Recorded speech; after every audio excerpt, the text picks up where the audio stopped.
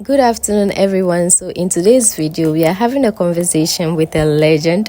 I was so excited I couldn't let my guest give a vivid introduction of himself. We just went straight into the conversation. So for those of you who may not know him, let me give you a brief introduction. All right, so today we have a very important guest, a superstar from Ghana, a music legend, precisely rap music. He's a creative director, a songwriter, a climate change activist, an entrepreneur, and above all, a sweet and caring husband and father. So all of you, help me welcome Mr. Kwame Nsia Apel, aka Ochiami Kwame, aka the Rap Doctor.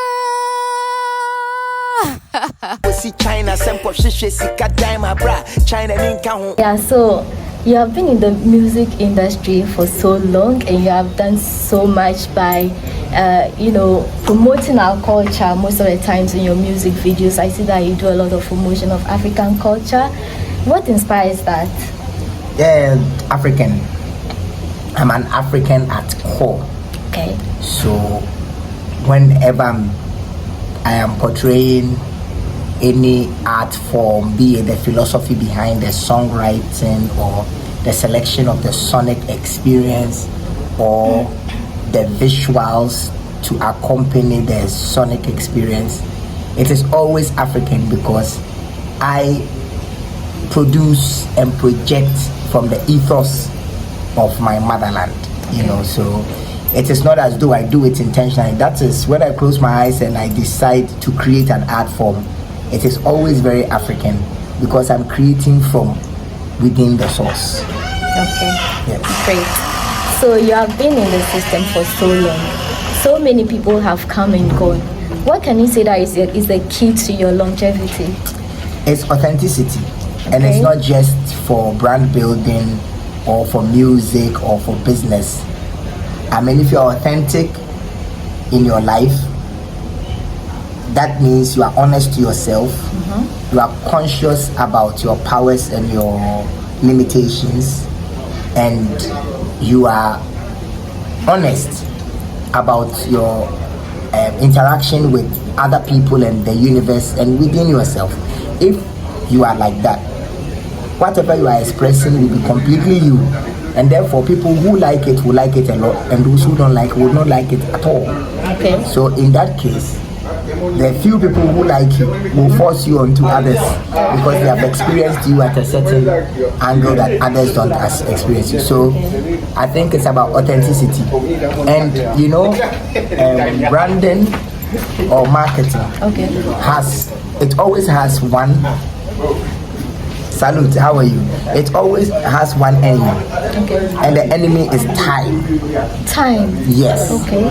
If you are on the phone with someone and you say you are 7'2", okay, but you are 5'4", eventually one day that person will meet you and realize you are lying. You are lying. Exactly. True. So time. So if you are selling something, be it a personality, a product, and you are not honest about it, and you are not selling the potency of the product and its authenticity, in time people will come to realize that you are lying. Okay. And then they will throw you away. So I think that one of the key reasons why I've been able to be an artist and a cultural practitioner or a cultural iconic practitioner for a long time is because whatever I say I am doing is exactly what I'm doing, and it's not embellished, it's not magnified for purposes of hype. Okay. It is just what it is. Okay. So I think authenticity and time, making sure that whatever you do is objectively relevant, even 200 years after you are gone. If you behave like that, everything you are doing will be relevant for a long time. Okay. Whatever you are doing, you have to be authentic. Yes, so that whether you are there or not, people will still remember you. Yes. That's the legacy you want to leave. Okay, recently, there have been so much talk about Galamsey and all that, how it is polluting our waters and everything. People went out to protest and some were even imprisoned. And eventually I saw a song, a music on YouTube that is Stop Galamsey. Yes. Yeah. So is it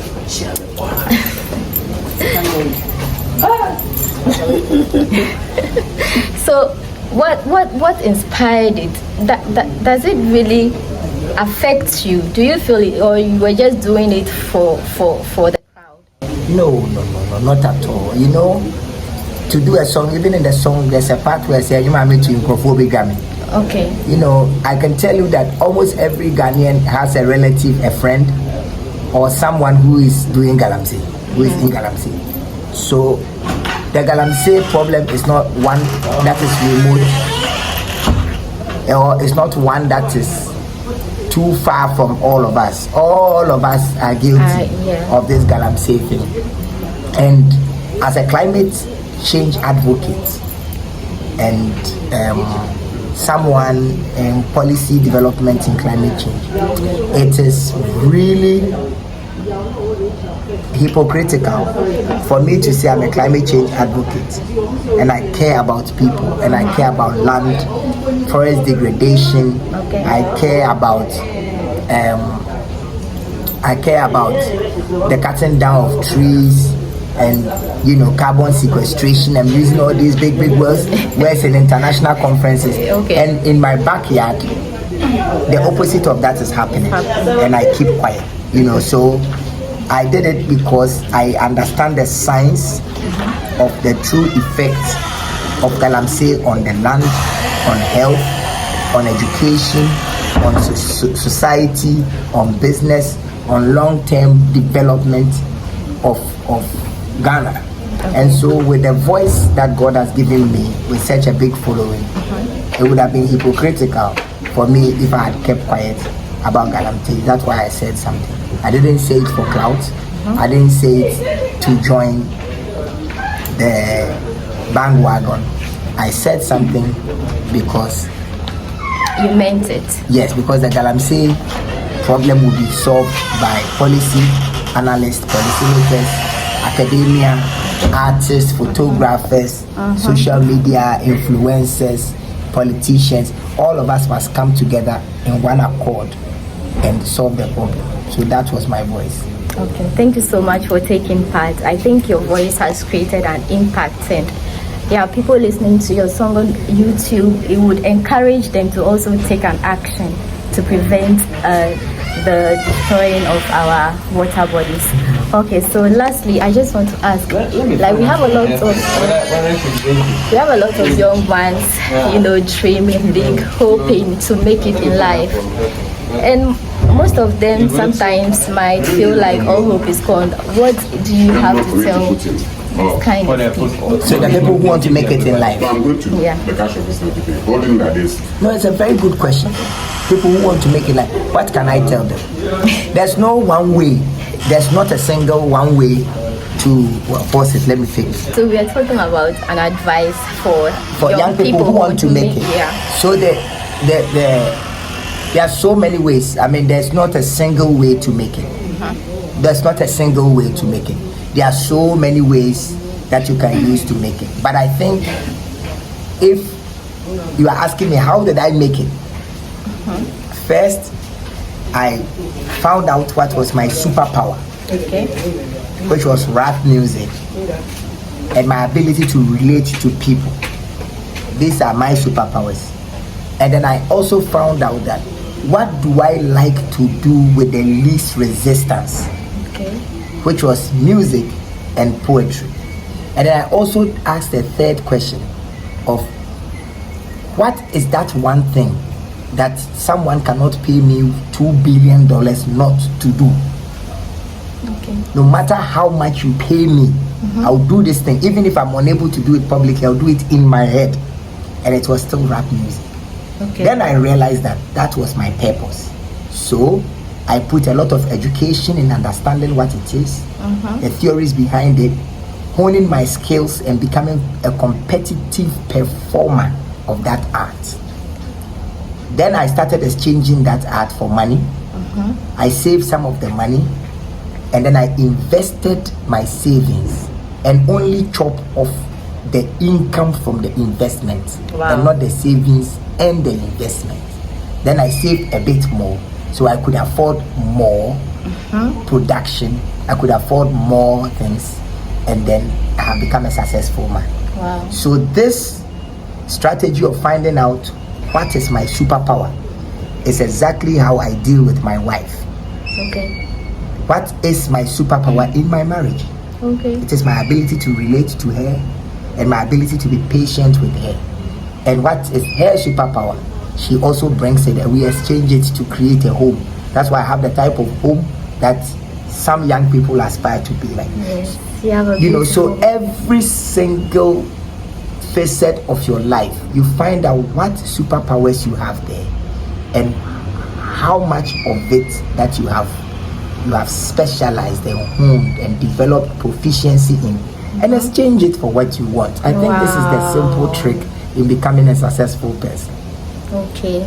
So I could say that from everything you said, first of all, you discover your purpose. Yes. And then what drives you, yes. you build upon it and invest in it. Yes. And then exchange it for value. Yes. Thank you so much. Thank you so much. Thank you so much.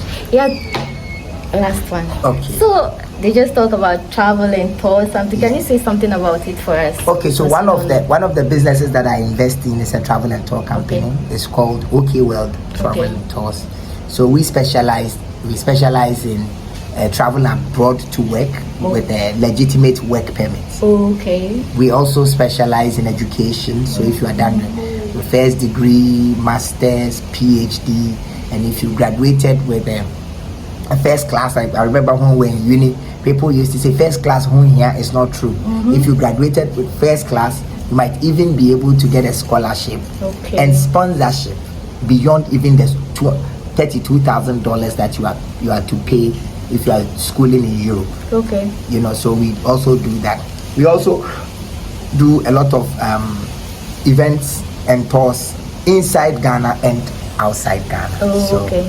These are a few of the things that we do. So currently we have a cruise from Dubai to Abu Dhabi for Valentine. Wow. So if you follow my page, you will see it, and it's not expensive.